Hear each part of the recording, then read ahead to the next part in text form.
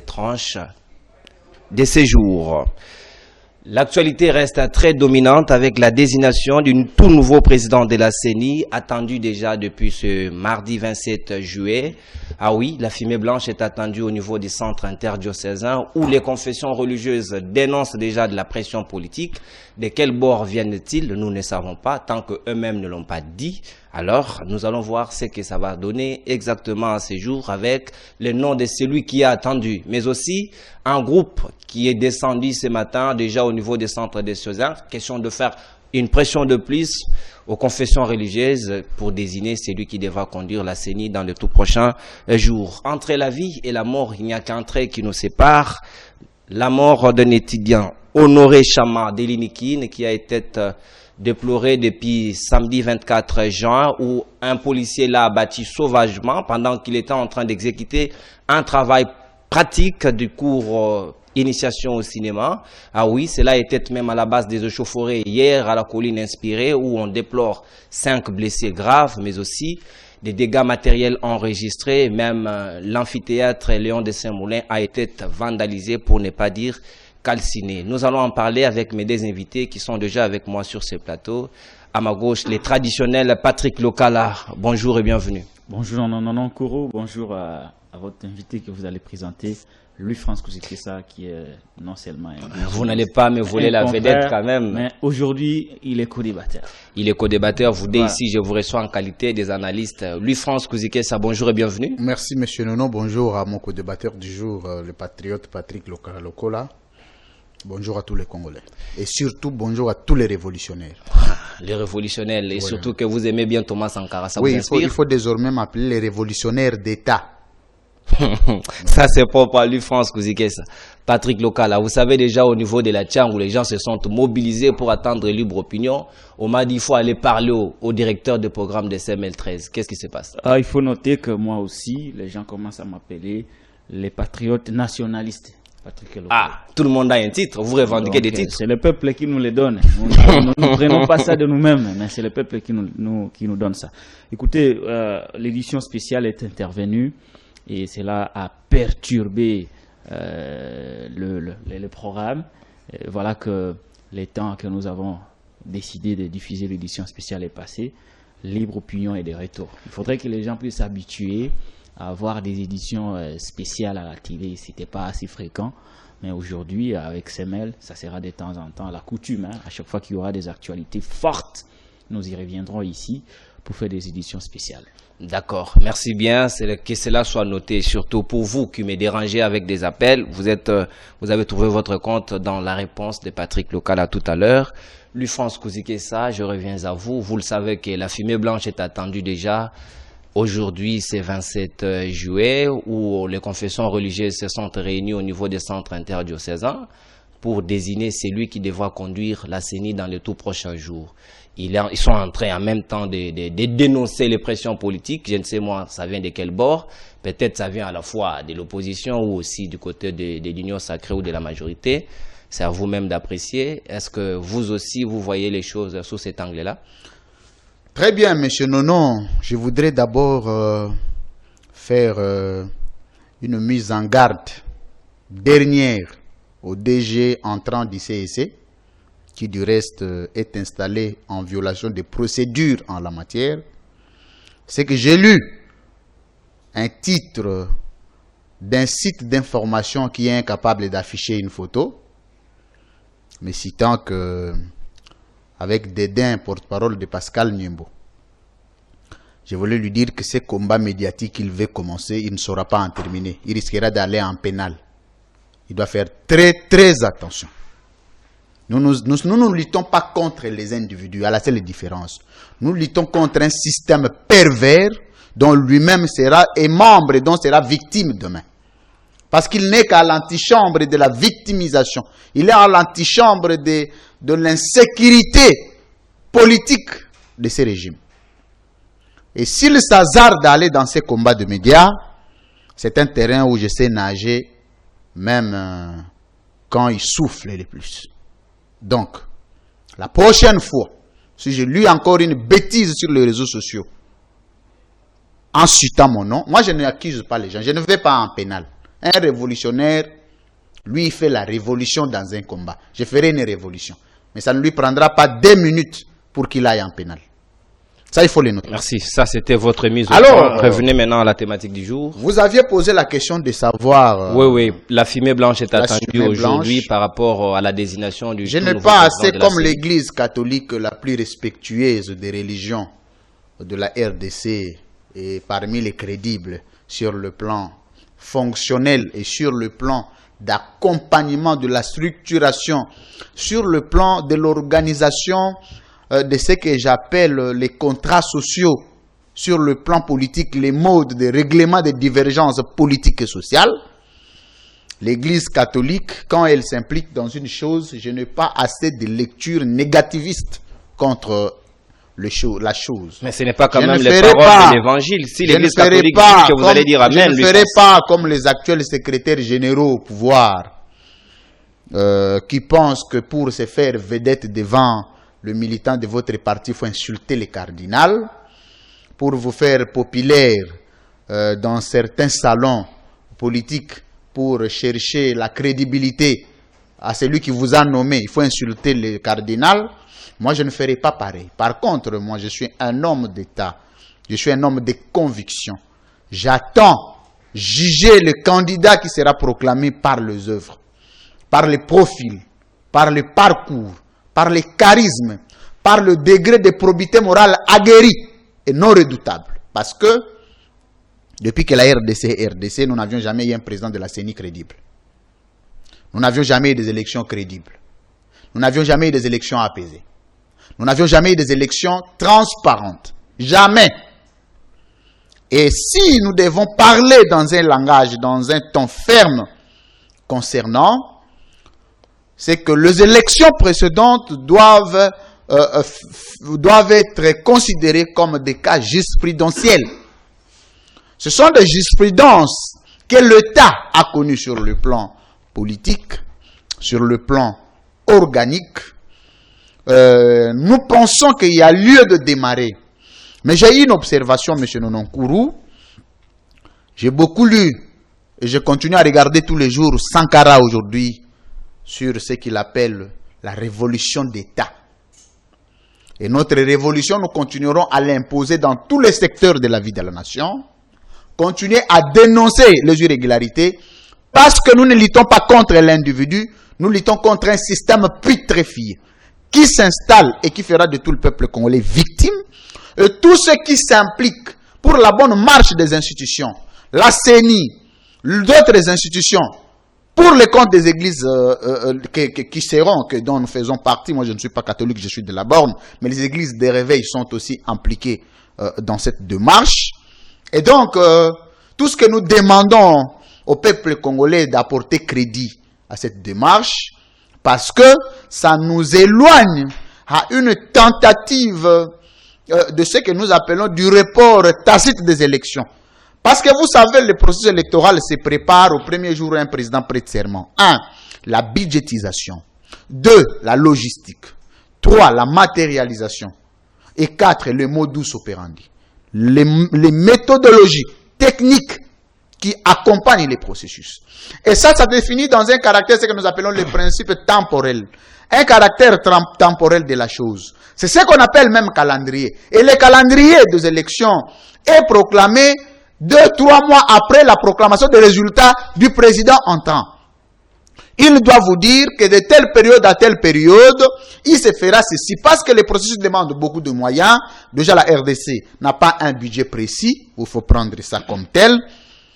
Ce que nous demandons maintenant au régime actuel, c'est de nous dire quel est le budget réservé pour les processus électoraux. Parce qu'on ne voudrait pas arriver en 2023 qu'on nous dise, comme on trouve les excuses tous les jours. Je termine par là, que les élections, nous avions connu la Covid, alors que pendant la Covid, ils achètent des véhicules, ils achètent des maisons, ils achètent des villas en Europe pendant la Covid. Et on ne voudrait pas que la Covid soit une excuse pour ce que nous appelons les impérativités démocratiques, les élections. Merci. Et donc, plein succès à nos églises, plein succès à tous ceux qui s'impliquent, et plein succès au président de la République aussi qui a ouvert ce champ de débat pour que cette question des élections ne soit pas traitée comme tabou, mais soit traitée avec transparence. Mais nous accordons crédit tout en étant très regardants pour le reste des processus, parce que nous viendrons les fustiger ici. D'accord, vous allez rester très regardant, ça c'est bien noté, l'UFRANS, mais aussi il faut reconnaître que déjà il y a un cas jurisprudentiel où Tchibala a pu organiser les élections en une année seulement d'un exercice budgétaire. C'est aussi possible, ce n'est pas tard. Ce n'est pas tard jusque-là. Nous disons ceci. Tchibala organise les élections. Et je ne vous ai pas posé la question, c'était une manière... C'est un bon rebondissement. Une révélation. Vous savez qu'il n'existe pas des élections partielles. Vous savez ça? Des élections partielles n'existent pas. Tchibala n'a jamais organisé les élections. Tchibala a organisé une partie des élections. Les élections municipales, les élections urbaines, les élections communales, les élections tout là, Tchibala ne les a pas organisées.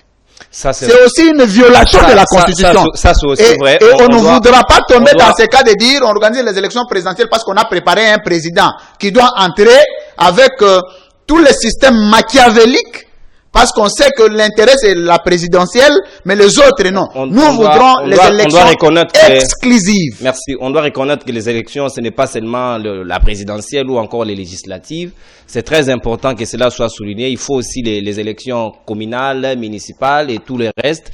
Ça va faire aussi bien que pour la nation, aussi que tout le monde soit également élu. C'est ça la démocratie au vrai sens du terme. Monsieur Lokala, même si vous ne voulez pas qu'on vous traite de monsieur, je vous appelle Patrick, vous êtes très à l'aise avec ça. Vous pouvez l'appeler madame si vous voulez.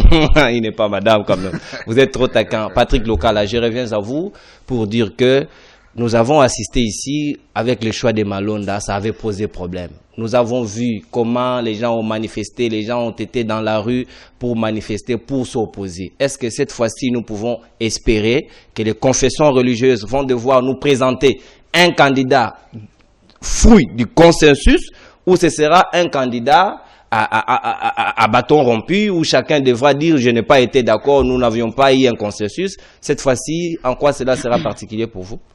Merci beaucoup pour la parole. Nonon Kourou, je voudrais, avant de commencer, revenir un tout petit peu sur les concepts et révolutions. Moi, très souvent, avant de venir ici, ou de passer à la télé, ou de prendre parole dans un agora, j'ai toujours eu le temps de réfléchir un peu autour de chez moi, au temple des réflexions.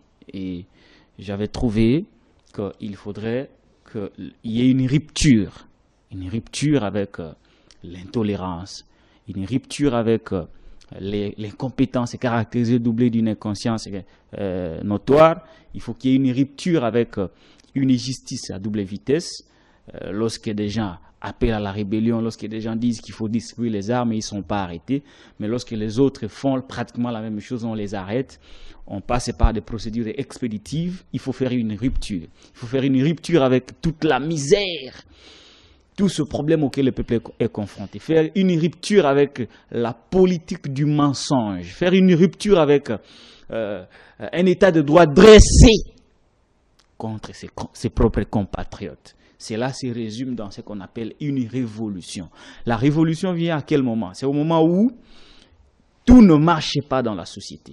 Le système qu'on a mis en place travaille contre les intérêts du peuple et du pays. C'est à ce moment que des citoyens, des compatriotes, épris du patriotisme, s'élèvent pour dire non, nous voulons faire une révolution. Lumumba en avait marre avec le système colonial, avec les pères de l'indépendance. Je vais citer ici Simon Kimbangu, Kasavubu, Kipanvita, Kalonji et tout le reste. Ils ont dit non, nous voulons une rupture, nous voulons faire une révolution. La révolution nous a amené aujourd'hui à ce que nous avons comme État. Et Sankara l'a fait, Mandela l'a fait, beaucoup d'autres personnes à travers le monde l'ont fait. Je crois qu'à l'état actuel des choses au Congo, où le Congolais est devenu comme un moins que rien dans son propre pays, il faudrait que des compatriotes, comme je l'ai dit, épris du sens du patriotisme, se lèvent pour faire la révolution. La révolution dont on parle ici, ce n'est pas une révolution armée, c'est une révolution de pensée, une révolution de dire non, résister au mal, résister aux antivalets, résister à cet État dont on ne sait rien, mais qu'on a la prétention de gérer. Il faut résister à cela, résister à l'ignorance au sommet de l'État. Ça c'est compris, vous êtes révolutionnaire. Et en quoi alors votre révolution profite-t-elle maintenant à la désignation du président de la CENI? Et même pour ça, vous comprenez qu'il y a nécessité. Le maître mot aujourd'hui, parce qu'il faudrait, à chaque fois que nous passions dans les émissions, il faudrait que les gens retiennent ce qu'on appelle les maîtres mots. Les maîtres mots d'aujourd'hui, c'est la révolution. Vous avez vu, les co-débatteurs Louis France vous a retracé. Il a même dit, il est allé d'ailleurs très vite parce qu'il a pensé qu'il faut les dire comme ça pour que le Congolais comprenne. Nous n'avons jamais eu dans ces pays un président de la CENI crédible, honnête, avec une probité morale irréprochable. Nous n'en avons jamais eu. Ça n'a jamais existé. Je peux même vous citer des noms. Prenez Malumalu, Ngoïmoulunda, Nanga, et même tous ces gens-là, ils n'ont jamais été crédibles. Incapables de proclamer les vrais élus. Peut-être que ça sera le cas aujourd'hui. Pour cela, il faut quoi? Il faut une rupture qu'on appelle la révolution. Il faudrait que les Congolais comprennent que nous devons nous révolutionner contre ces systèmes-là, dont on ne donne pas au peuple la possibilité d'avoir à la tête des institutions des hommes et des femmes qu'il a élus. Il faut une révolution. Il faut une révolution lorsqu'on vole la victoire d'un peuple et que ce peuple se lève pour revendiquer sa victoire. C'est ça la révolution. De Lamuka, Patrick non. Ici, je parle de la révolution. Le maître mot, c'est la révolution. Et vous avez vu, dans ce que vous me posez comme question, ça nécessite une révolution. Vous avez vu les tractations qui ont conduit à la désignation de Roussa Malonda. Malonda est arrivé à ses postes, c'est pas parce qu'il a éliminé les autres, c'est parce qu'il y a eu ce qu'on appelle des magouilles au niveau de la structure confession religieuse. Et même ne se sont pas compris. La conséquence de leur réconciliation a fait que Malonda a été porté président de la CENI. Et après, il y a eu ce qu'il y a eu. Il y a eu tension. Les évêques qui même ont dit qu'il y a eu corruption. Il n'y en avait pas eu. C'était les réconciliations. Et maintenant, nous avons besoin de la rupture avec ce qui s'est passé. Nous avons besoin de la révolution. C'est-à-dire que les confessions religieuses doivent se révolutionner. Il faudrait qu'il y ait une révolution au sein des confessions religieuses pour dire non. Nous avons toujours désigné des présidents de CENI. Mais nous n'avons toujours pas eu un homme qui soit en mesure de proclamer les vrais élus. Cette fois-ci, nous mettons une rupture, nous faisons une révolution et nous allons faire que le Congo ait un président de la CENI qui sera en mesure de proclamer les vrais résultats. Il faut une révolution. Ça, c'est de un. Maintenant, pour rentrer au fond de votre question, Nononkuro, je commence à avoir du doute. Du doute parce que les quelques éléments à ma possession prouvent que on est en train de partir vers la contestation. Déjà, la structure confession religieuse devrait être une structure qui rassure les Congolais. Une structure qui prend de position et ces positions rencontrent l'assentiment du peuple congolais. Mais comment est-il normal que lors du processus de désignation, l'on puisse décrier déjà à l'intimidation et aux menaces?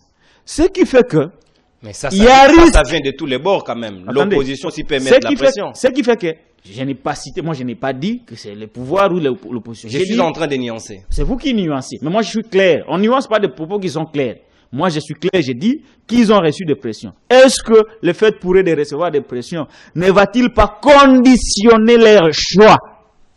C'est là ma question. Et de tous les hommes qu'on m'a cités, moi personnellement je ne suis pas convaincu. On parle d'un certain Kadima qui serait du Kasaï. Il y a encore un autre Betoko dont on avait écarté lors du premier processus. Comment un homme qui a été écarté mais pourquoi vous citez la province? Arrêtez-vous à son nom, par exemple. Mais où est le péché quand on cite la province? Mais l'autre, quand tu l'as cité, tu n'as pas cité sa province. Non, mais j'ai choisi de ne pas citer sa province. Où est le problème? Alors, il est indépendant. Pourquoi l'homme qu'on a écarté, Betoko, il avait été écarté lors du premier processus de désignation. Mais qu'est-ce qui a changé pour que les mêmes hommes reviennent pour postuler? Il se pose déjà un problème de moralité au sein de la structure confession religieuse. Parce que je ne comprends pas qu'un homme que vous avez écarté, pour des raisons connues, mais aujourd'hui il revient quand même. Et il peut avoir même la chance d'être porté. Qu'est-ce qui a changé pour qu'il puisse avoir la confiance de sa structure et venir chercher à porter la voix de la CENI? Tout ce que nous voulons, c'est quoi? On peut beau avoir des lois, mais si nous n'avons pas des hommes intègres, des hommes courageux, des hommes avec des vertus, nous allons faire du surplace. Et la conséquence, c'est que à un moment donné, il faudrait que le peuple prenne ses responsabilités et se choisisse ses propres hommes. Merci beaucoup, Patrick. Louis-France Kouzike, c'est vraiment un élément de détail que Patrick a relevé tout à l'heure. Quelqu'un qui a été rejeté, vous le reprenez encore. On a reproché ça aux confessions religieuses. Et là a été aussi à la base du désordre que nous avions vu à l'époque où Ronsard Malonde avait été désigné. Est-ce que les mêmes causes ne produisent pas de mêmes effets cette fois-là? S'ils reviennent encore par de mêmes pratiques, il y a de quoi craindre. Très bien. L'analyse de Patrick Lokale est très profonde. Je voudrais compléter en disant que la révolution, c'est la lutte acharnée contre les mal. Chacun peut prendre ça de la manière qu'il veut, de la manière qui les plaît le plus. Mais nous disons que Maître Thomas Sankara dit que la lutte acharnée, la révolution, c'est la lutte acharnée. Et un peuple, je suis en train de le voir, je suis en train de chercher quel est le look maintenant qu'il faut adopter. Un peuple qui est face à l'injustice, s'il ne réagit pas, c'est un peuple qui est prêt à disparaître, à être exterminé. C'est une méditation. Vous savez, au Congo, j'ai toujours dit, M. Nonon, que 90% c'est des gens corruptibles. Des gens qu'on a vus hier venir à la télé, sortir de migraines. Nous disons, nous. Il suffisait d'un moindre poste à la commune. Il suffisait d'un moindre poste de nomination, un acte de nomination, une petite responsabilité nominative. On les a vus se rallier au mal. La révolution, c'est aussi cette transformation de la culture de l'homme congolais, de quitter la pensée de lutte pour avoir l'argent. Thomas Sankara entre au pouvoir, le seul président au monde qui a baissé son salaire, le seul président au monde qui s'est promené, qui a refusé qui a interdit aux membres du gouvernement de rouler avec des gros cylindres. Aujourd'hui, la voiture avec laquelle roulait Thomas Sankara, c'était la voiture IST aujourd'hui, à la valeur de la voiture IST. Ketch, un président de la République. Mais si vous regardez dans les cortèges des présidents africains, les carburants d'abord, ça peut nourrir les peuples à Kabeyagamwanga, ça peut nourrir les peuples à Païkongila dans les grands Massimanimba chez moi, ça peut nourrir le peuple à Katakokombe chez Patrick Lokala. Ok? Si vous regardez maintenant, tous ceux qui suivent le président pour voyager, il y a des gens qui te diront même que son nom, il a des difficultés d'écrire même son nom. Il fait partie de la suite. Il est sous-logé par les frais de l'État. Mais quand on vient évaluer maintenant, entre ce que les animateurs touchent, font, et ce que le peuple vit, il y a ce qu'on appelle le paradoxe. Aucune commune mesure. Et c'est ça que le cardinal Ambongo dit, parce que la révolution commence aussi au niveau des hommes de grandes opinions.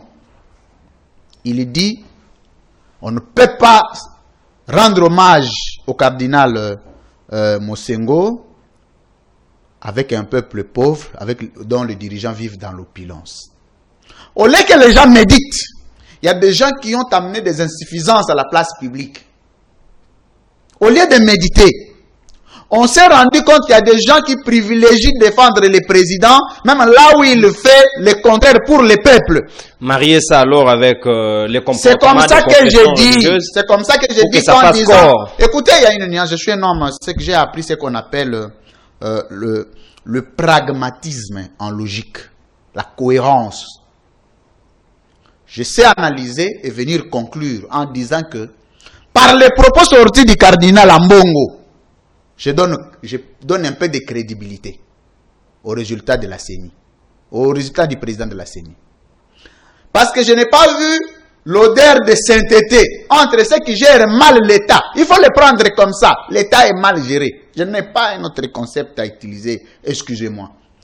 Le peu de fois que le président a bien fait, le chef de l'État congolais, je l'encourage. J'annonce, je l'ai dit. Et plusieurs fois quand il fait mal, je le dénonce aussi. Mais il y a maintenant une matière très importante que nous allons dégager aujourd'hui, M. Nonom Kourou.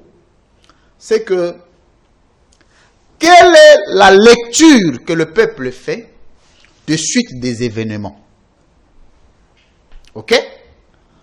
Vous savez, lorsque vous faites la politique comparée, vous vous rendrez compte à quel moment un peuple devient acharné vis-à-vis d'un régime, vis-à-vis d'un système politique. Lorsque le régime commence déjà à violer les textes et commence à dépasser les mandats. Il y a une chose qu'un peuple ne supporte pas, c'est le dépassement de mandats. Mais c'est le premier régime où j'ai vu le peuple s'opposer à la première année. La première année, le peuple s'oppose. Pourquoi? Pas parce qu'on ne veut pas la tête de tel. Tous ceux qui dirigent là-bas, ce sont nos frères congolais. Je ne vais pas entrer dans certains audios et certaines vidéos que le président lui-même confesse. On ne va pas entrer dans ça. Mais on va prendre comme tel que c'est notre frère, ce sont nos frères qui gèrent. Mais si vous regardez leur manière de gérer, deuxième pays le plus pauvre au monde, le Congo. Statistique, Banque mondiale. Depuis que le régime est là, jusqu'à aujourd'hui, nous sommes toujours deuxième pays parce que les résultats sont trimestriels. Les rapports sont trimestriels. Les troisième pays ayant le taux le plus élevé de malnutrie. Or, au monde aujourd'hui, on ne discute plus d'en manger. On ne discute plus à boire. On discute des grands projets, des investissements. Mais nous sommes encore au niveau de l'eau potable. Et l'eau potable est discutable jusque-là. Oui, lui, France, ça n'arrive. Ça, c'est vrai, mais... Le sort du choix du président de la CENI... Attendez.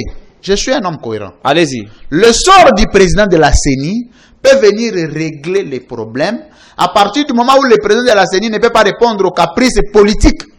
Parce que le fort résultat que nous avons, le fort régime que nous avons toujours eu en RDC, c'est suite aux proclamations frauduleuses de résultats. Le faux résultat dont vous déplorez tout à l'heure, Louis-France, vous devrez savoir que le nouveau président qui sera désigné doit trouver une loi.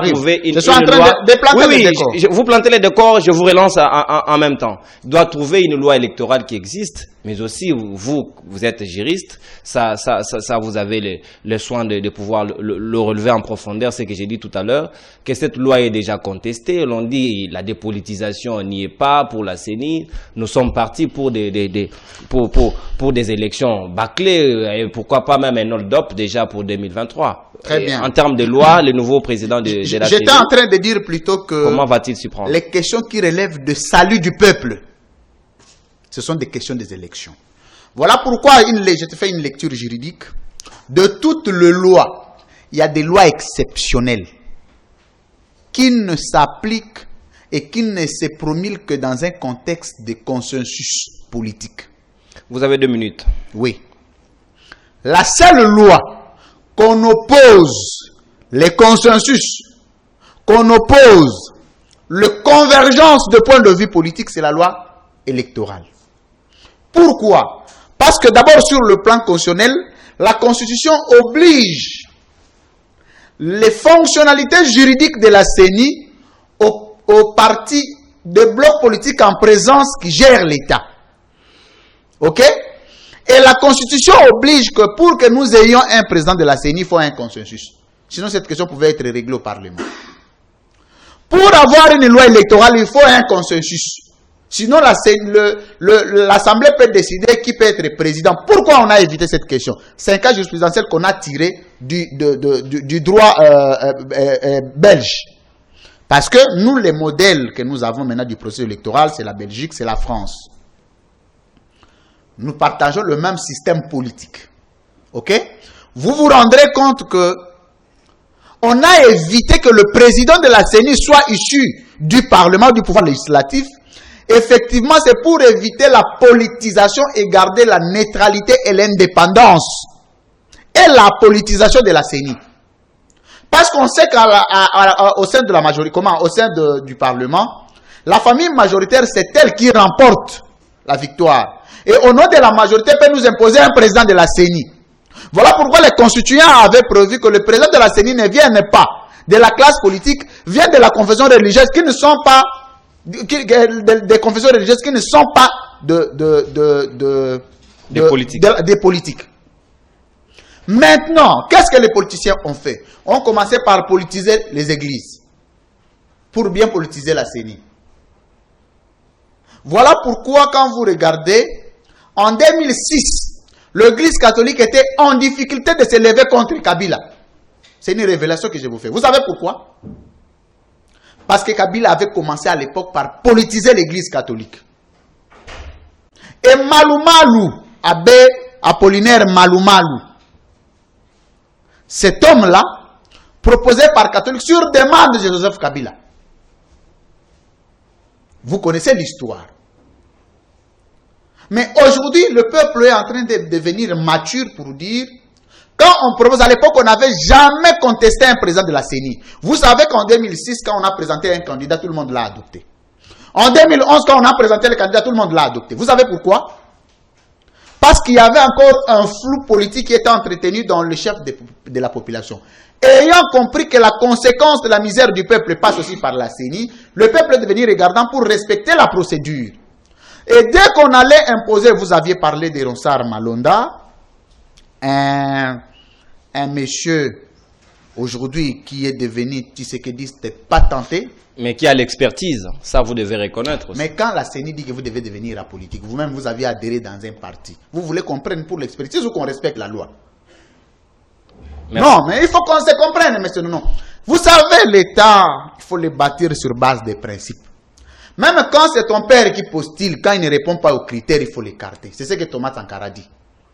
Même quand c'est ta mère, tu es procureur, tu es magistrat, il y a un dossier qui oppose ta mère et une autre personne.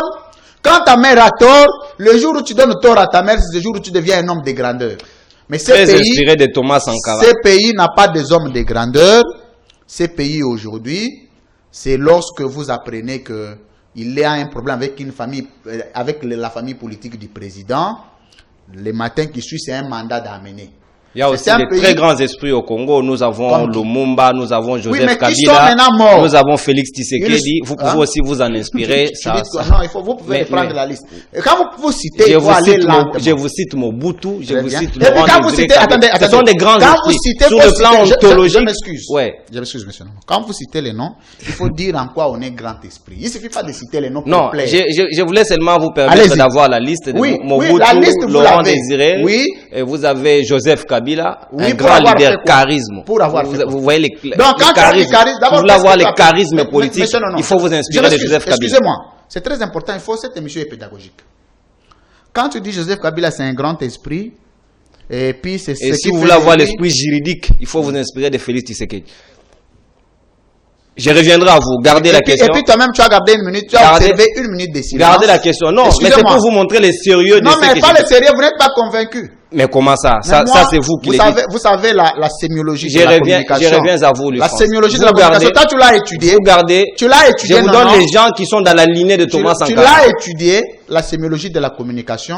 Et dans la sémiologie de la communication, on peut traduire une moquerie. Non, moi je ne suis pas dans la moquerie du France. Désolé, nous Tout le monde a compris. Nous ne partageons pas les mêmes anglais. Tout le monde a compris, moi aussi. Patrick Lokala, le nouveau président de la CENI devra trouver une loi qui existe. Les autres aujourd'hui déplorent, ils disent que la loi elle est politisée, la CENI, nous ne savons même pas qu'est-ce qui va en sortir de bon. C'est comme à Nazareth, qu'est-ce qui se passe? Très souvent, lorsque vous parlez de Lumumba, de Sankara, de Martin Luther King, de Joseph Kabila, de Félix Tshisekedi, la liste est longue. Attendez. Lorsque vous parlez de Lumumba, de Simon Kimbangu, Kimpanvita, Laurent Désiré Kabila, Sankara, Aimé Césaire, Martin Luther King, Madiba et tant d'autres, il faut éviter de citer Joseph Kabila, citer Félix Tshisekedi. Il faut éviter de les citer, s'il vous plaît. Ils ne sont pas de grands esprits. Parler de Tshisekedi père, c'est un grand esprit. Mais il ne faut pas associer... Vous voulez plus parler de ceux qui ont vécu, pas de ceux qui sont en train de vivre. Il y a grand esprit et grande personnalité. C'est différent. Pour avoir géré l'État, Joseph Kabila est une grande personnalité. Est une personnalité phare de la RDC. Et très inspiré. Non, attendez.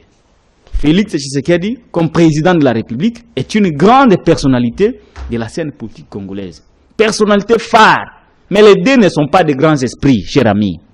Ils ne le sont pas et ils ne le deviendront jamais. Ça, prenez ça comme un acquis. Ils ne le seront jamais, ils ne le deviendront jamais. Ah, c'est Patrick Lokala qui non, mais ce n'est pas moi qui le dis. Des grands esprits quand même. Vous savez quoi? Les grands esprits sont rentrés dans la mémoire collective pour des exploits, des loyaux services rendus à la nation. Et lorsque vous citez ces gens, ils font l'unanimité non seulement au pays, mais aussi à travers l'Afrique et à travers le monde. Maintenant, est-ce que Félix Tshisekedi fait l'unanimité au pays et en Afrique? Est-ce que Joseph Kabila fait l'unanimité au pays et en Afrique? Non, pas du tout.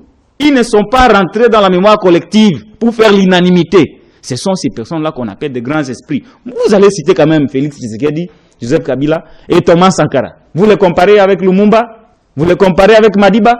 Non, cher ami, je suis désolé. Merci beaucoup. Je reviens à la question de la CENI. Je voulais pas qu'on puisse faire du méli-mélo par rapport à ces personnalités très respectées de l'histoire.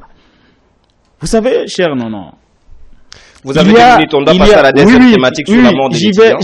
J'y vais rapidement, j'en prendrai 1 minute, parce que vous m'avez perturbé lorsque vous avez... Non, j'étais tombé de vous passer la liste des grands esprits. La comparaison était disproportionnée, à telle enseigne que ça énerve par moments lorsque vous comparez les Lumumba et les autres. Ça devient un peu...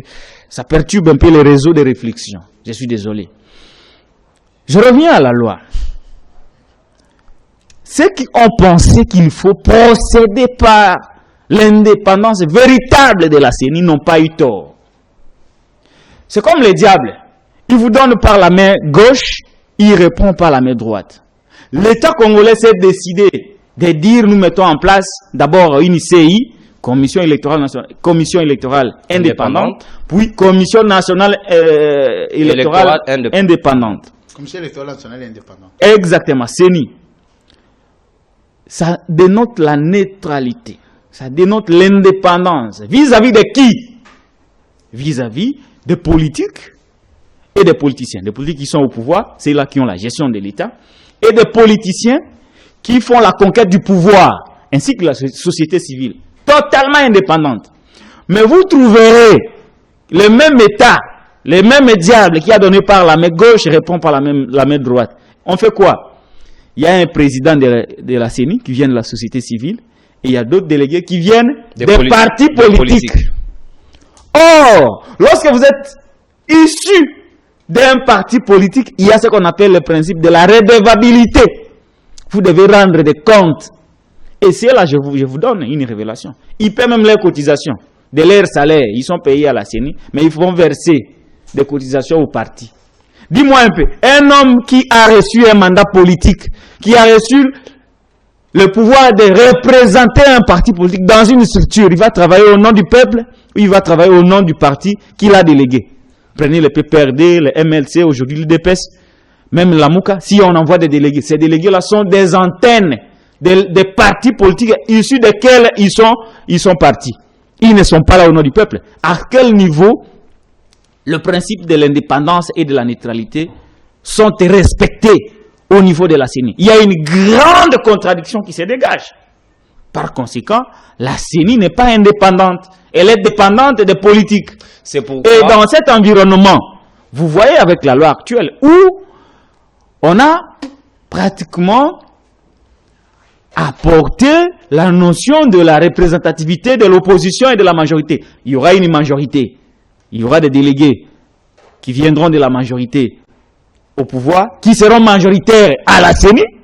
Il y aura des délégués de l'opposition qui seront minoritaires à la CENI, avec une toute petite partie des délégués de la société civile. Dans cet environnement, si la plénière se décide de proclamer tel ou tel autre, en lieu de celui qui était élu, mais la majorité sera penchée vers celle du pouvoir. Et à ce moment-là, on n'aura pas de vrais résultats. D'où moi je pense que pour des raisons de paix, parce que les élections doivent être non seulement crédibles, mais aussi apaisées. Pour que les élections soient crédibles et apaisées, il faudrait procéder par le processus de consensus Vous comprenez? Le processus de consensus avant que nous ayons des élections crédibles et apaisées. Cela pouvait se faire de quelle manière?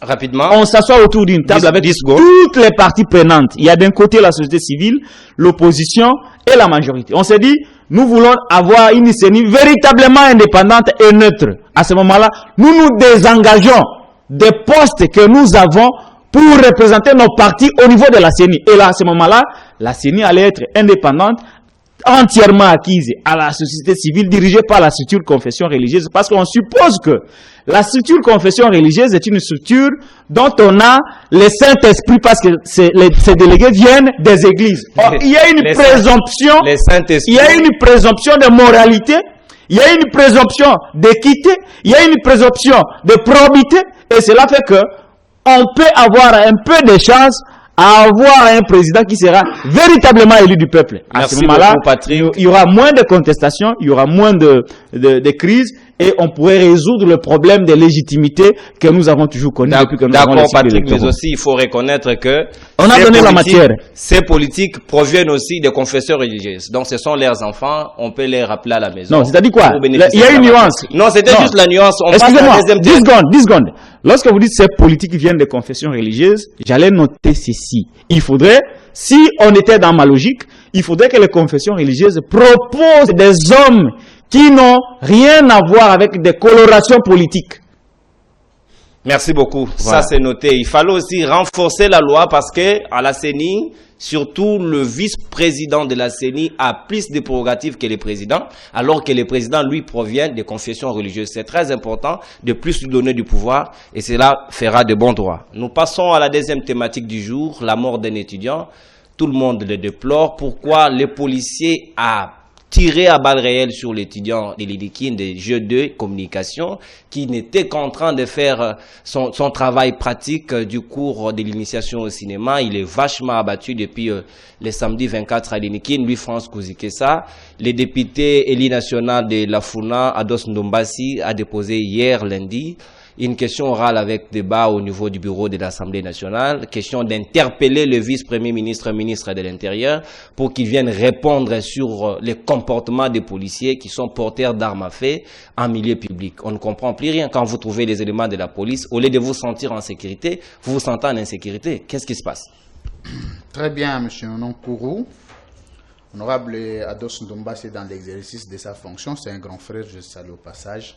Je ne voudrais pas revenir sur son travail de parlementaire. C'est tout ce qu'il pouvait faire. Mais je voudrais peut-être rappeler un petit élément qui échappe. Oui. Vous avez 3 minutes pour la deuxième thématique et Patrick en aura 3 aussi. Du patriote Patrick Lokala, c'est que quand on envoie les délégués des partis politiques, c'est en termes de surveillance du processus. Parce qu'on sait que les élections sont organisées pour les partis. Et les partis doivent savoir comment le processus s'organise.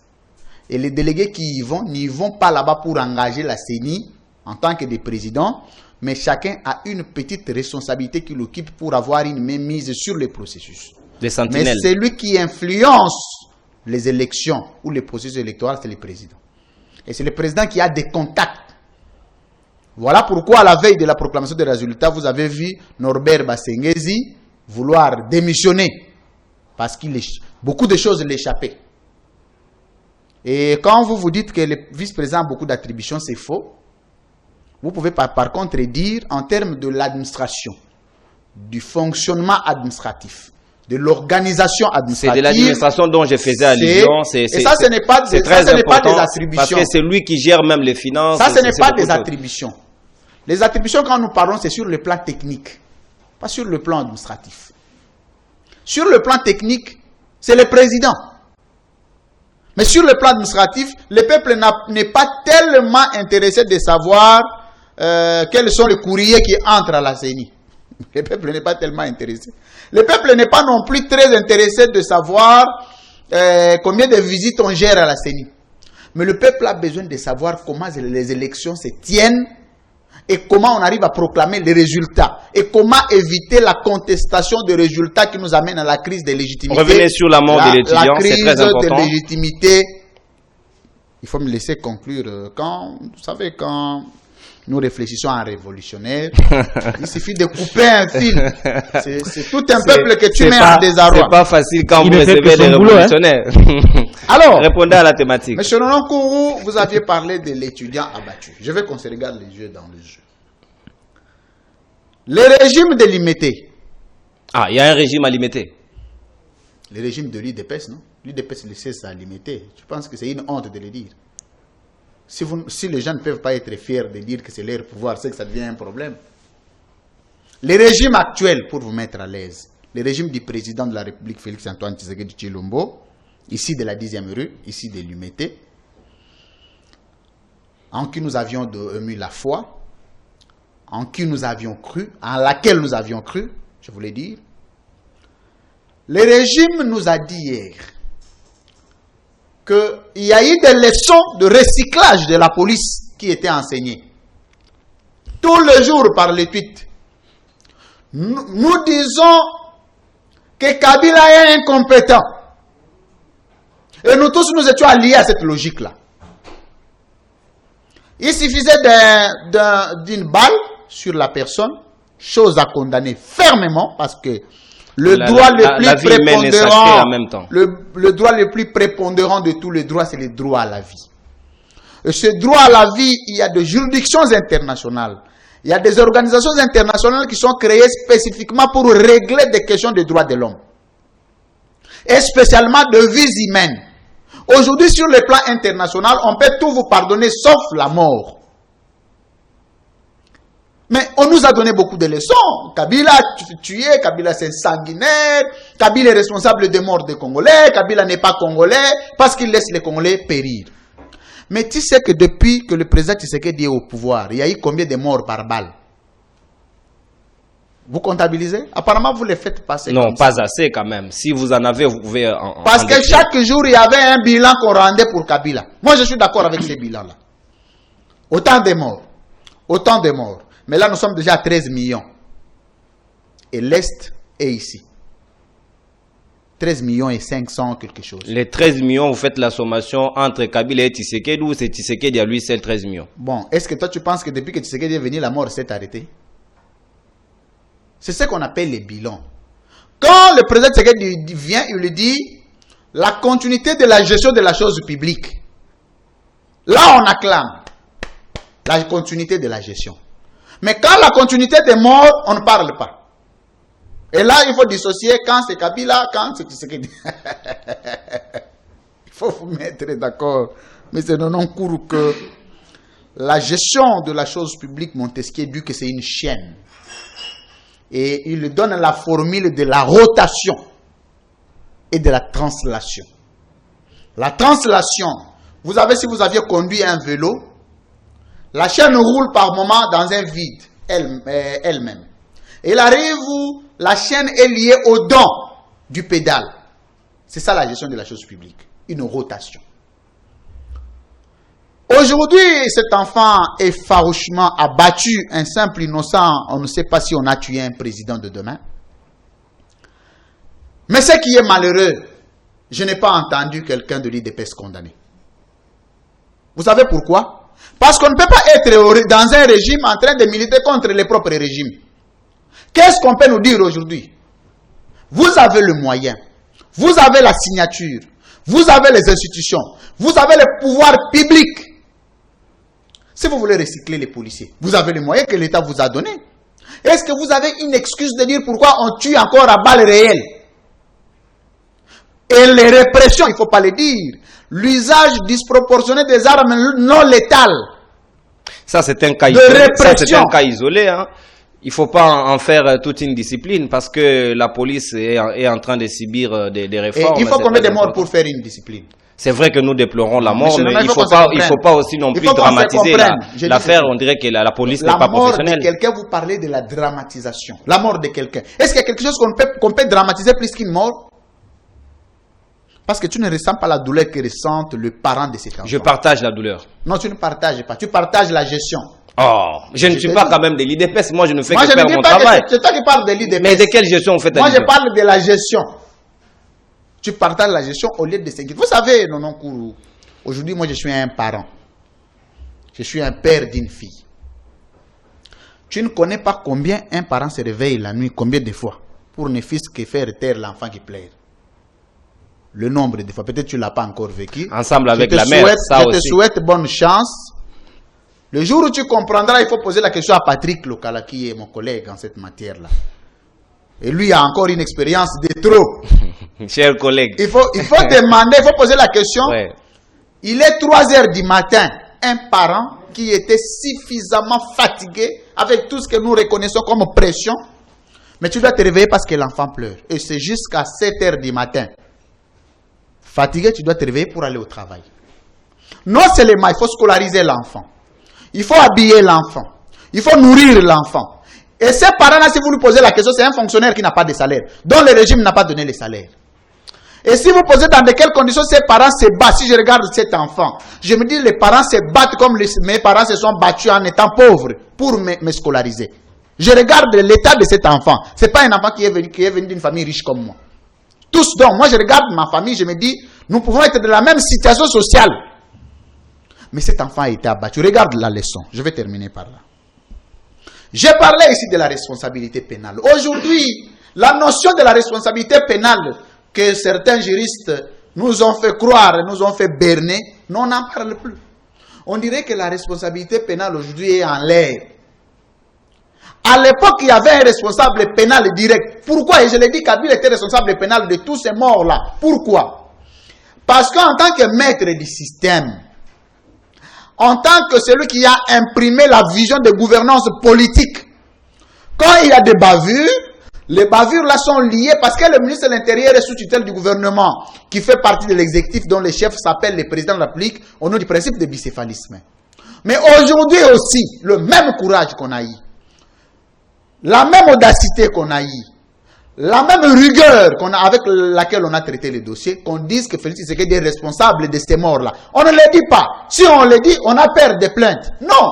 Mais selon nos courroux. Patrick Lokala. Les révolutionnaires que nous voulons former, les révolutionnaires que nous voulons contaminer l'esprit de Maître Thomas Sankara, c'est de savoir dire le vrai responsable de chaque acte politique d'État. Et nous continuerons à le dire jusqu'à la fin du régime pourvu que le peuple nous accompagne dans cette lutte. Merci beaucoup, Louis-France. Patrick Lokala. C'est vrai, nous déplorons la mort parce que la vie humaine, elle est sacrée. On ne peut pas badiner ou encore blaguer avec la vie humaine. L'étudiant Honoré Chama est parti comme ça, simplement parce que les policiers n'avaient pas fait attention. Nous déplorons cela, mais aussi il faut reconnaître d'une part que la responsabilité pénale d'un militaire ou d'un policier incombe à lui-même ou aussi à son chef direct. Louis-France est allé plus loin pour même élargir la chaîne jusqu'à aller atteindre le président de la République. Ce n'est quand même pas de bonne foi. Non, c'est vous qui voyez les choses de cette manière-là. Je considère ça comme une opinion. Une opinion en science de l'opinion, ce sont des sentiments personnels que quelqu'un peut exprimer qui ne relèvent pas des théories scientifiques ou de la science. Je voudrais vous démontrer que ce qu'il a dit est fondé. On dit que le président de la République est le commandant suprême des forces armées de la République démocratique du Congo et de la police nationale congolaise. Et c'est lui qui répond quand un policier tire sur un militant. Attendez, non? Ou sur un étudiant. Il y a encore une autre expression qui dit « Il n'y a pas de mauvaises troupes, il n'y a que de mauvais chefs ». Je vous rajoute, ça ce n'est pas moi qui ai inventé. Moi je n'ai pas inventé cette expression. Il est le commandant, mais l'un de ces éléments est allé abattre un étudiant. Un étudiant est mort, abattu. Quelqu'un qui n'était même pas en position de résistance. Quelqu'un qui était en train de faire une activité de routine d'ailleurs. Il a été abattu par un policier de Félix. Je parle de lui parce que c'est lui le chef. C'est lui le chef de tous les policiers. On disait que c'était le policier de Kabila qui nous abattait à l'époque. Aujourd'hui, lorsqu'il y a un Congolais meurt, nous allons aussi dire que ce sont là les policiers de M. Tshisekedi qui l'ont abattu. Ça c'est la logique. Ça, c'est un point. Je voudrais relever ceci, cher ami. Commencer par l'interpellation de Ados Ndombasi. Mais ces ministres-là ne méritent pas d'être là depuis un bon moment. Nous avons des crises ici et là à travers les provinces. C'est un fait de trop. si on avait des députés responsables, on aurait déjà mis de côté ces ministres, des l'UDPS d'ailleurs. Combien de provinces traversent des situations très complexes? Prenez ma province du Sankourou, prenez la province de l'Équateur, prenez la province les Kouilou, prenez le Tanganyika, prenez le Lualaba dont on a invité un gouverneur ici, mais on laisse gérer la province être gérée par l'intérimaire. Par la dame. Par la dame. Parce qu'elle aurait des ramifications très pointues avec le pouvoir. Ces ministres-là ne méritent pas d'être là. Et vous voyez, le même là, il a même révoqué les décisions des assemblées provinciales souveraines. Il n'a jamais été interpellé parce qu'il est du pouvoir, il est de la République idépécienne, malheureusement. Et je crois que il est vrai que l'honorable a fait son boulot, mais que c'est une interpellation qui va finir dans la poubelle parce qu'il sera soutenu par ses collègues de la République idépécienne. J'ai eu des révélations par rapport au dossier de l'étudiant. Selon les étudiants que moi j'ai suivis aujourd'hui, ils ont dit la police nationale congolaise, PNC, censée protéger les personnes et leurs biens, a fait recours au Kuluna pour réprimer les étudiants. Ça, c'est quand même dangereux.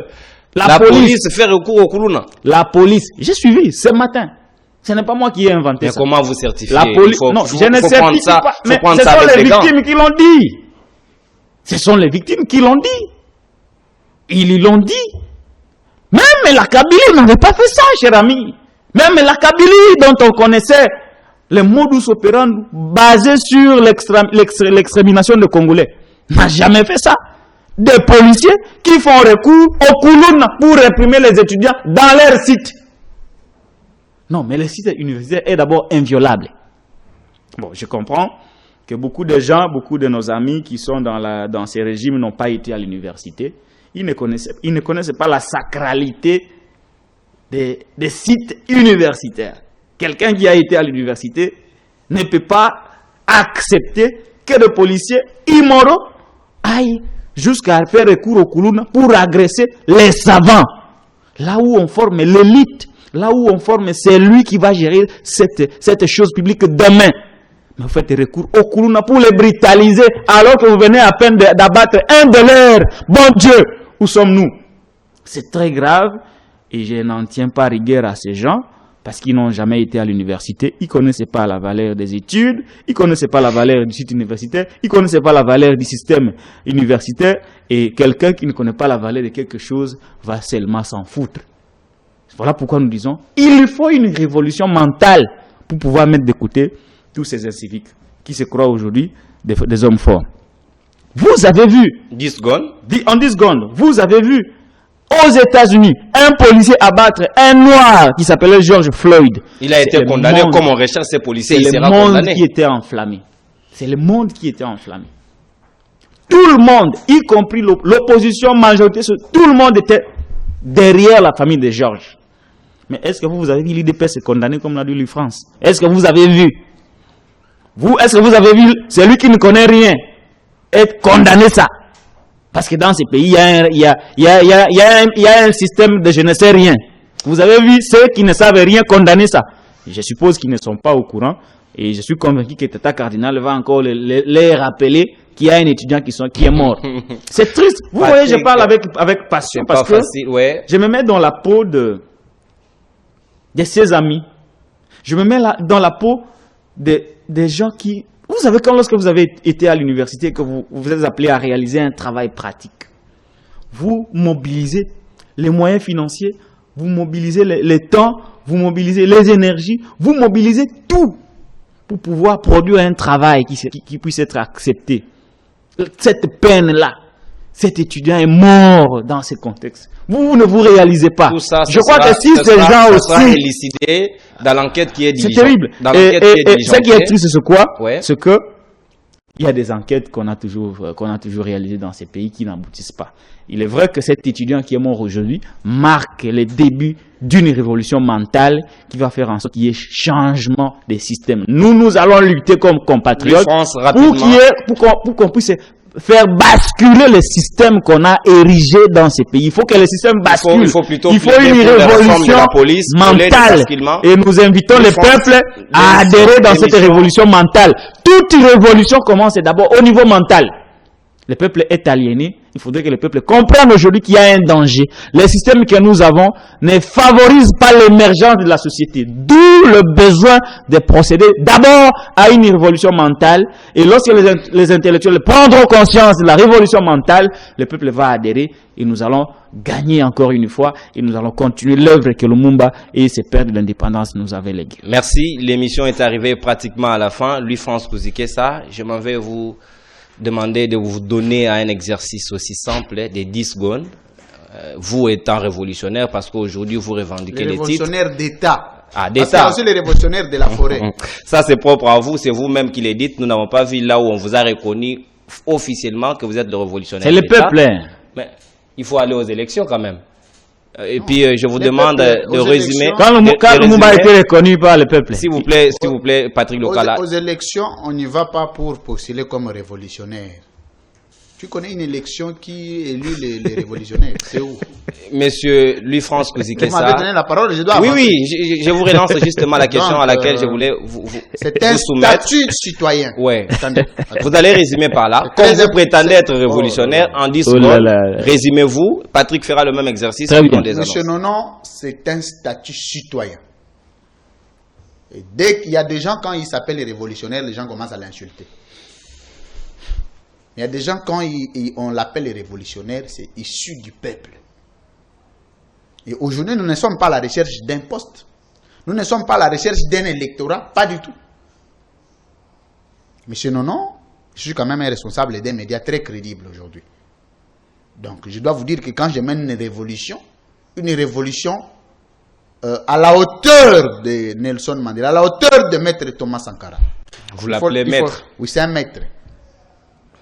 Il y a beaucoup de maîtres, mais les maîtres qu'on a solidarisés, qu'on a connectés. Parce que quelqu'un qui a eu l'esprit averti, qui a communiqué aux autres la pensée du changement. Un changement brutal, acharné. Mais je voulais vous dire une chose. Vous avez posé la question de savoir... 10 secondes, l'émission est arrivée à terme. Politique, la responsabilité pénale incombe celui qui commet les faits, le responsable d'un fait. Ne vous limitez pas à la responsabilité pénale, mais aussi une responsabilité politique. Dans cette démarche de responsabilité, le président est responsable politique comme chef de l'État, et c'est lui qui a commis l'acte responsable pénal. On n'ira pas arrêter le président pour l'acte commis par un policier, mais on peut taxer un régime du président d'un régime sanguinaire pour avoir posé un acte. Mais je termine. Quand on disait que Kabila est sanguinaire, c'est Kabila a déjà pris l'arme pour tirer sur quelqu'un. Pour être responsable de tout ce que l'IDPS l'a appelé, l'IDPS lui aurait accusé. Et c'est Kabila avait l'arme. Puis ce sont ses agents. Et cette police-là, indisciplinée, des brigands qui se promènent non contrôlés. Aujourd'hui, je vais vous poser la question. Il y a un élément très important par lequel je commencerai demain. Vous savez qu'au Congo, pour vivre, vous n'avez besoin d'aucun document de séjour. Et quand on se promène là, on ne sait pas qui est qui. Même à Brazzaville, ici, avant d'entrer à Brazzaville, on doit... Mais je m'excuse, monsieur, non, accordez-moi une minute. C'est très important ce que j'ai dit. Une minute, c'est trop. Vous avez 10 secondes. Rapidement. Je plaide à votre clémence. Ouais, rapidement. À Brazzaville, avant de traverser, on vous demande des documents de séjour. On doit savoir combien de jours vous devez faire, combien de temps vous devez faire, quand vous devez partir, quand vous devez rentrer. Mais si, que ce soit les officiers de la police, que ce soit les chefs de l'État, s'il y a un Congolais qui peut me dire nous avons combien de policiers au Congo, moi je déciderai de ne plus jamais venir. Non, ça c'est quand même des sécurités, des secrets de sécurité, on ne va pas le dévoiler ici. Non, je ne dis pas avec quelle méthode ils opèrent. Je dis les nombres. On dit toujours 60 millions, 60 000 hommes, 60 000 hommes, il n'y a pas de chiffre excédent. En mathématiques, on ne peut pas avoir 1000, 101, 102, 103. Ça doit être 1200, 1300, 1400 parce qu'il y a de nouvelles recrues. Combien de militaires avons-nous au Congo? Et qu'est-ce qui dit que tous ces policiers-là sont congolais? Parce qu'il y a des gens qu'on peut nous infiltrer ici, commencer à tuer les Congolais, sans savoir préalablement qu'ils sont Congolais. Et ça, c'est un travail d'un régime, c'est un travail d'un système, c'est un travail d'un président de la République. S'il ne le fait pas, nous continuerons à l'appeler responsable politique. À partir du moment où sa politique ne concorde pas avec la volonté populaire et les révolutionnaires que nous sommes, nous serons obligés de communiquer au peuple l'esprit de Thomas Sankara. Merci beaucoup, Louis-France. Vous avez épuisé votre temps d'antenne. L'émission est arrivée à terme. Patrick Lokala, même exercice, 1 minute. Pratiquement, on ne va pas déborder. Résumez votre pensée des révolutionnaires. Qu'entendez-vous par révolutionnaire? Et c'est quoi la révolution? Non, nous avons déjà défini la révolution. Résumé. Et le peuple a compris la nécessité qu'il y a de procéder par une révolution pour le changement. J'ai parlé de la rupture. Nous avions pensé qu'avec l'arrivée du Fils de l'homme, on allait obtenir les changements. Fils à papa. Fils à papa, on va obtenir les changements, mais malheureusement aujourd'hui on ne l'a pas. Tant que M. Tshisekedi n'aura pas changé le système de fonctionnement de la police et qu'il y aura toujours des bavures, il sera tenu pour responsable politique. Et s'il ne le fait pas, d'ici 2023, c'est à ce moment que nous appelons le peuple à la révolution mentale pour comprendre que l'homme sur qui vous avez jeté votre dévolu n'a pas été à mesure de vous donner une police qui vous protège, vous et vos biens. Par conséquent, vous devez lui retirer la confiance après avoir procédé à une révolution mentale qui sera concrétisée dans ce qu'on va appeler un vote et sanction en 2023. J'ai dit. Merci beaucoup. Votre sanction en 2023, ça c'est au peuple de décider. Vous avez été nombreux de suivre libre opinion d'aujourd'hui. Nous sommes peuple aussi. Ça, je n'en disconviens pas. Personne ne vous dénie les dans droits de l'être. 84 millions de Congolais, nous sommes dedans. Merci. Il ne faut pas nous extraire du peuple comme si nous étions des animaux. Personne ne vous a extrait Louis-France. Voilà. Vous avez le droit de revendiquer votre titre. Devoir citoyen. Vous l'avez. Merci beaucoup. L'émission est arrivée à la fin, mais aussi il faut retenir qu'il y a une personne très importante pour CML13 fête son anniversaire aujourd'hui. Il s'agit de Madame la secrétaire de direction, Rachel Itutu. Non, on accepte quand même de la souhaiter heureux anniversaire. Naturellement. C'est une dame que nous avions découvert sur le champ, d'abord intelligente, très rigoureuse dans le travail. Ça c'est vrai. Le directeur général peut ne pas être là. Elle a un œil professionnel sans avoir été à l'université pour faire le journalisme. Elle a fait autre chose. C'est une femme qui se distingue beaucoup dans le travail. Donc tout ce que nous demandons, que Dieu continue à la garder, à la protéger, mais qu'elle s'inscrive aussi à la révolution. Ah non, ça vous n'allez pas appeler tout le monde à adhérer dans votre logique. Je souhaite un heureux anniversaire à Madame Rachel Itutu. Je crois qu'il y a urgence et nécessité qu'elle puisse continuer à faire ce qu'il a toujours fait de bon, mais nous croyons aussi qu'elle a sa part par rapport à cette révolution mentale que nous voulons mener. Et Madame cet anniversaire Rachel, coïncide. Moi, je vous conseille la révolution. Cet anniversaire coïncide. La révolution révolutionnaire. J'ai fini. Cet anniversaire coïncide avec le lancement officiel du concept des révolutions. Ça, c'est Patrick Lokala qui l'a dit. Merci beaucoup. J'ai dit merci à mon réalisateur maison, le réalisateur Bogart. Il s'agit là de Merveille Vangou. Hervé Ntimba qui était derrière la caméra, Claudine Zita, Joël qui m'a accompagné et celle qui fête son anniversaire, bien sûr, qui est là derrière. Il y a beaucoup de Joël, hein?